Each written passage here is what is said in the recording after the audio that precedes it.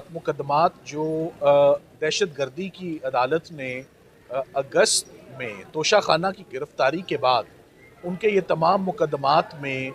उनकी pre arrest bells अबूरी ज़मानत खारिज कर दी थी उनके पेश ना होने पर। उनके ख़िलाफ़ आज लाहौर हाई कोर्ट में बाकायदा समाअत हुई, जहाँ पर हमारा मेन मौक़िफ़ ये है कि ये तमाम प्री अरेस्ट बेल्स दोबारा बहाल होनी चाहिए और दोबारा रेफ़र होनी चाहिए और पेंडिंग कंसिडर होनी चाहिए दहशत गर्दी की अदालत के आगे, जहाँ पर मेरिट्स के ऊपर प्री अरेस्ट बेल का डिसीजन हो। आपको साथ ही साथ मैं याद कराता चलूँ कि इमरान खान साहब की गिरफ्तारी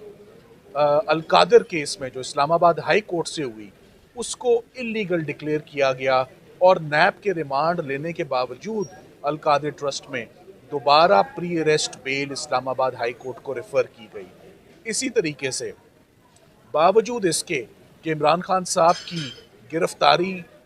हो गई और कन्विक्शन हो गई तोशा खाना केस में, कोयटा के मर्डर केस में वकील साहब के सुप्रीम कोर्ट ने उनकी गैर मौजूदगी के बावजूद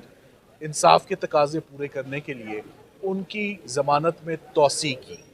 सबसे इम्पॉर्टेंट बात, इस्लामाबाद फाइनल पोजीशन ले चुका है इस पर और हम ऑलरेडी सक्सेसफुली इमरान खान साहब की 7 मुकदमात में ज़मानतें जो अदम पेशी पर डिसमिस हुई उनको बहाल करवा चुके हैं और अब वो तमाम के तमाम केसेस दोबारा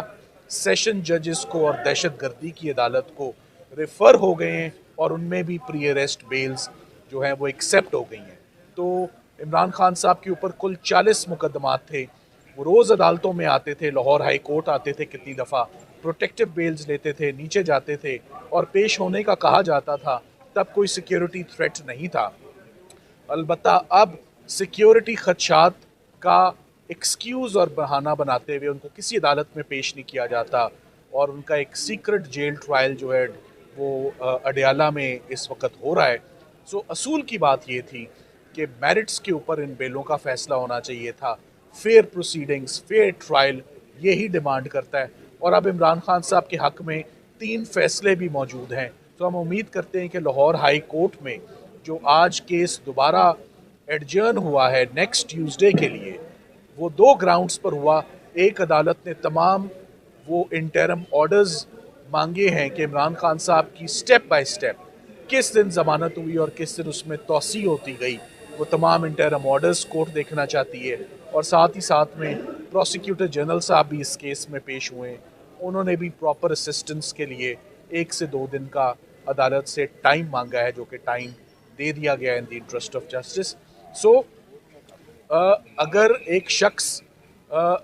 वो मजबूर है कि वो ख़ुद से अदालत के आगे पेश नहीं हो सकता और उसकी एक्सप्लेनेशन सेटिस्फैक्ट्री है और वो इनकेपेबल है, वो अनएबल है, वो इनकैपेसिटेटेड है, किसी जेल में बंद है, तो ये ज़िम्मेदारी सिंपली जेल हकाम की थी, पुलिस की थी कि इमरान खान साहब को वो दहशत गर्दी के आगे 7 मुकदमात में लाते और उनकी ज़मानत मेरिट्स पर सुनी जाती और मेरिट्स पर फैसला होता। और मेरा ख़्याल है यही फ़ैसला आने वाले दिन में लाहौर हाई कोर्ट करने जा रही है। इसमें मैं याद दिलाता जाऊँ, इसमें ज़िले शाह का भी एक केस मौजूद है कि ज़िले शाह का मर्डर इमरान खान साहब की मां पर और उनकी साजिश से उनकी अपने बंदे को जवान पार्क में मारा गया। सो ये तमाम 7 केसेस दोबारा एक दफ़ा सेशन कोर्ट को आने वाले दिनों में हम उम्मीद करते हैं दलाइल सुनने के बाद दोनों पार्टीज़ के ये रेफ़र होगा और मेरिट्स पर इस केस को डिसाइड किया जाएगा। ये बताइएगा कि अगर इन मुकदमात के चालान कोर्ट में जमा हो जाते हैं फिर क्या फेट होगी? देखें, चालान सबमिट होने के बावजूद भी उनकी गिरफ्तारी या रिमांड या तफ्तीश का अमल, रिकवरीज फॉर इंस्टेंस का अमल अभी बकाया है। तो चालान अगर कोई सबमिट हुआ भी है तो वो नामुकम्मल है और ऐसे बेशुमार केसेस देखे गए हैं जहाँ पर इस वक्त तो